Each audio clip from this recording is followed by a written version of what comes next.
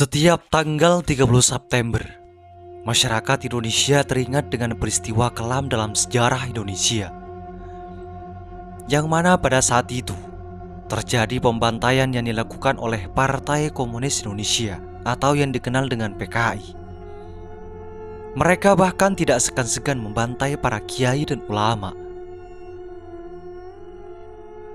Dalam buku berjudul Benturan NU PKI pada tahun 1948 sampai 1965, peristiwa G30S PKI merupakan peristiwa tragis yang tidak pernah dilupakan oleh bangsa ini, baik oleh kalangan TNI, kalangan NU, maupun kalangan PKI sendiri. Peristiwa itu terus diingat karena peristiwa itu sangat mengerikan dan juga menyakitkan, sehingga selalu dikenang agar tidak berulang. Meletusnya peristiwa Madiun pada 18 September 1948 merupakan usaha ideologi sosialis kiri untuk mewujudkan negara komunis Indonesia. Dengan berbagai aksi yang dilancarkan kepada rakyat Madiun, kemudian gerak pendukung PKI berhasil menduduki wilayah-wilayah di sekitar Madiun seperti Magetan, Ponorogo, dan beberapa daerah lainnya. Untuk melancarkan tujuannya menguasai Kresidenan Madiun, PKI terus melakukan pembunuhan-pembunuhan terhadap tokoh-tokoh penting. Bahkan para ulama, santri, dan para pimpinan Partai Islam Indonesia di Masumi ditangkap dan dibunuh oleh PKI. Salah satu yang menjadi sorotan, aksi PKI yang dilancarkan di Pacitan dan Ngawi. Untuk memperkuat posisinya, selain melumpuhkan semua kekuatan pemerintahan, PKI juga terus memburu para kiai pimpinan pesantren hingga jauh di luar Madiun. Di Kabupaten Pacitan, terdapat pesantren kuno yang sangat terkenal, tempat belajar para ulama besar tanah Jawa.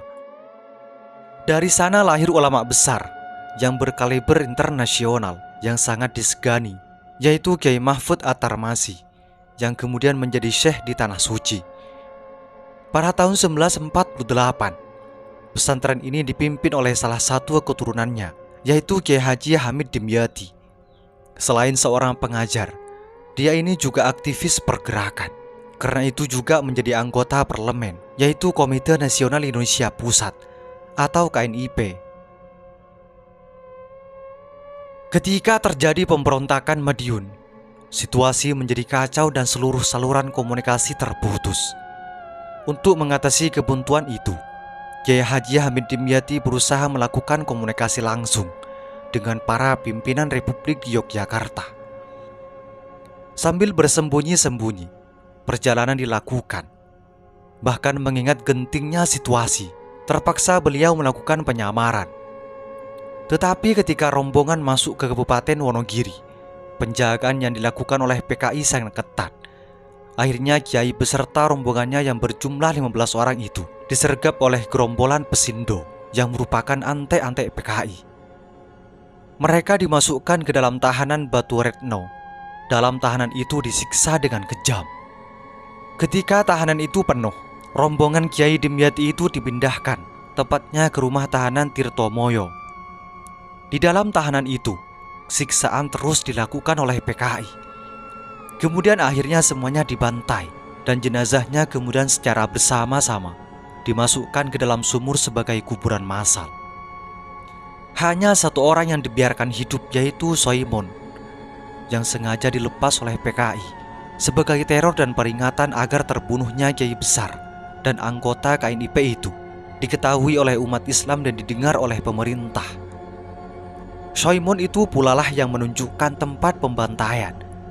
Dan setelah sumur pembantaian tersebut diketahui, kemudian hari lalu digali, jenazah kiai beserta para aktivis pergerakan serta para santrinya yang tinggal tulang berserakah kemudian dipindahkan ke Taman Makam Pahlawan sebagai tanda jasa bagi para pahlawan pembela kemerdekaan Indonesia yang dibantai oleh PKI Pesindo yang anti agama.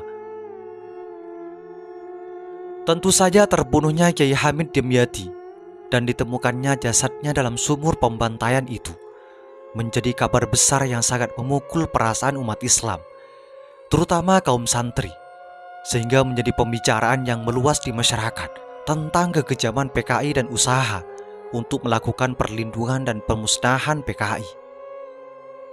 Seperti lazimnya sembahyang gaib, bacaan doa serta bacaan tahlil dilakukan di mana-mana, sehingga hal itu menyatukan semangat umat Islam, khususnya kaum santri, untuk kembali membebaskan Madiun dan sekitarnya dari cengkraman PKI. Para pimpinan pemberontak terus memburu para kiai ke daerah lain, sampai ke Ngawi yang berbatasan dengan Sragen, Jawa Tengah itu. PKI menangkap semua kelompok yang di luar PKI, terutama kelompok agama. Di Wali Kukun Ngawi, terdapat seorang kiai sepuh yang bernama Kiai Demyati, yang dikenal dengan Mbah Ngompak. Ketika kiai sepuh ini sedang melakukan sembahyang tahajud di tengah malam di dalam masjid di pesantren Tanjung Sari yang diasuhnya itu, tiba-tiba disergap gerombolan pesindo PKI. Mbah Ngompak diseret keluar masjid. Setelah itu diikat lalu diseret dengan kuda melalui jalanan sepanjang 10 km. Tetapi ajaibnya, kiai sepuh itu masih bertahan hidup. Kemudian diseret lagi hingga sampai di sebuah sungai yang curam. Badan Mbah Ngompak yang sudah babak belur itu dilempar ke dalam sungai hingga menemui ajalnya di sungai itu. Pembantaian lain dilakukan gerombolan PKI pada jemaah Kiai Zainal Abidin. Untuk menjaga setiap kemungkinan kiai beserta 25 orang santrinya selalu berjaga di masjid hingga semalam suntuk melakukan berbagai riyadhah untuk keselamatan umat Islam dan bangsa Indonesia. Sudah lama gerombolan pemberontak mengincar kiai beserta santrinya itu, tetapi ketika sudah lama ditunggu tidak mau keluar dari masjid, maka mereka diseret keluar secara paksa. Kemudian mereka digiring, disekap ke dalam sebuah rumah penduduk yang sudah kosong. Dalam keadaan tersekap itu, rumah dibakar, sehingga kiai beserta santrinya itu semuanya hangus terbakar. Tentu saja pemberontakan PKI ini sangat membahayakan terhadap keselamatan republik yang baru dibangun ini. Negeri hasil proklamasi yang baru berusia beberapa tahun, yang masih melakukan perjuangan melawan tentara sekutu dan juga agresi Belanda di berbagai front, sehingga republik ini harus menghadapi dua lawan sekaligus. Musuh dari dalam, yaitu PKI, dan dari luar Belanda, beserta tentara sekutu. Ternyata kedua kekuatan yang selama ini bermusuhan menyatu dalam menghadapi Republik Indonesia. Front Demokrasi Rakyat atau FDR mendapat bantuan besar dari Belanda. Dalam penggerbekannya terhadap markas PKI dan Pesindo, tentara Hizbullah menemukan berbagai amunisi dari Belanda dan ditemukan bendera Belanda di markas mereka. Pemberontakan FDR itu juga difasilitasi Belanda sebagai bentuk politik memecah belah untuk melumpuhkan Indonesia dari dalam, agar Belanda mudah untuk merebut kembali Republik Indonesia sebagai negara jajahannya. Pada hari Ahad, 19 Desember 1948, ketika Republik ini menghadapi pemberontakan PKI, situasi kacau ini dimanfaatkan Belanda untuk kembali melakukan agresi kedua, menduduki ibu kota RI Yogyakarta dan menangkap Presiden Soekarno serta Wakil Presiden Muhammad Hatta. Dengan didudukinya Yogyakarta, maka satu persatu daerah strategis di Jawa diduduki oleh Belanda. Tentara Indonesia di bawah pimpinan Jenderal Sudirman dengan didukung pasukan Hizbullah dan Sabilillah yang dipimpin Kiai Haji Maskur dan Kiai Haji Zainul Arifin dari NU terus melakukan perang. Sebaliknya PKI Pesindo yang juga berambisi mengambil alih kekuasaan dengan jalan pintas, tertarik dengan agenda Belanda itu. Karena itu, mereka melakukan pemberontakan pada saat bangsa ini sedang melakukan revolusi nasional. Dengan didudukinya Yogyakarta oleh Belanda, maka perang gerilya dilanjutkan di berbagai daerah, termasuk daerah yang selama ini menjadi basis PKI, seperti Madiun, Ponorogo, dan juga Trenggalek. Bahkan Jenderal Sudirman sebagai pimpinan tertinggi TNI melakukan serangan pada Belanda dengan mengambil basis di Trenggalek. Kemudian pimpinan kesatuan militer yang lain, yaitu Kiai Haji Maskur, Komandan Sabilillah yang juga ketua PBNU itu, melakukan gerilya di Trenggalek bersama Jenderal Sudirman. Persatuan TNI Sabilillah inilah yang mampu menghadang laju agresi Belanda dan sekaligus mampu membendung gerakan sisa-sisa PKI yang masih berkeliaran di kawasan selatan Jawa itu. Dalam perjalanan dari Solo, Madiun, hingga Trenggalek, Kyai Maskur menemukan desa-desa yang dilewati itu menjadi korban. Puluhan orang meninggal, harta benda dirampas oleh PKI.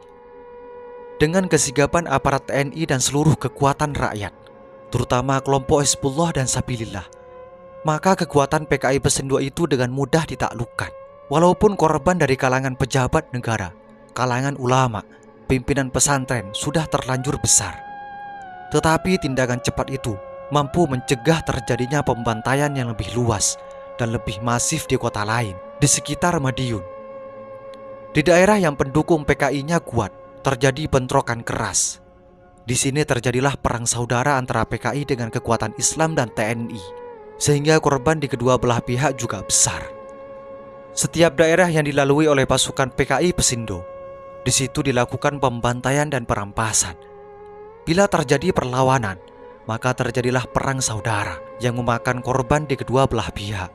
Setelah itu PKI lari lagi, mencari perlindungan di daerah tersembunyi, menjauh dari kejaran TNI. Walaupun keadaan sudah dikuasai TNI, mulai dari pusatnya di Madiun sendiri maupun daerah sekitarnya yang menjadi benteng pertahanan PKI, terjadi berbagai peristiwa bentrok antara PKI dan warga terus terjadi, walaupun dalam skala kecil. Itulah pemberontakan PKI di Pacitan dan Ngawi. Semoga ini menjadi wawasan bagi kita semua dan menjadi pelajaran atau pengetahuan bagi masa yang akan datang. Semoga informasi ini bermanfaat. Assalamualaikum warahmatullahi wabarakatuh.